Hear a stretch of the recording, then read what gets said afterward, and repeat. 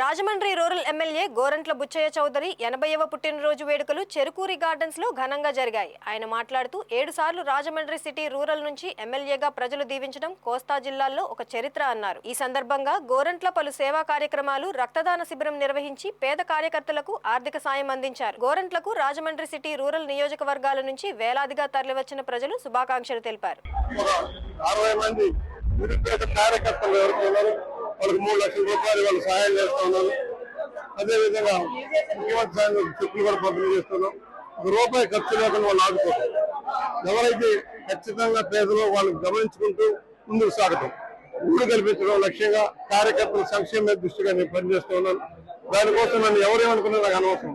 కొంతమందికి ఉపాధి కల్పిస్తున్నానా లేదా, కొంతమందికి అవకాశం కల్పిస్తున్నా లేదా, వారి కుటుంబాలు మెరుగుపడుతున్నాయని నా ధ్యేయంగా నేను పనిచేస్తూ ఉన్నాను. ఇవాళ అందరూ కలిసి మొన్న 64,000 మెజార్టీ రైతులకు ఇచ్చారు. దేనికి ఇచ్చారు? 3సారి గెలిపించారు. రూరల్లో అర్బన్లో 4 సార్లు గెలిపించారు. ఇది చాలు చరిత్ర. ఇది చరిత్రను ఎవరు మార్చలేరు. గోదావరి జిల్లాలో, కోస్తా జిల్లాలో ఎవరు మార్చలేరు. ఇది ఒక చరిత్ర.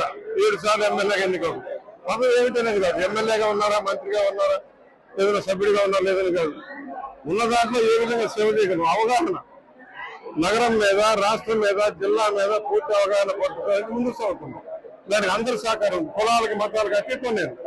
అందరి సహకారం. ఎక్కడో పుట్టిన బిడ్డని ఈ రోజు ఆశీర్వదించి సామాన్యంగా వచ్చారంటే నేను అనుకోనున్నా. నా రుణాన్ని సేవ ద్వారా తీర్చుకుంటానికి సౌకర్యంగా మనం చేస్తాం.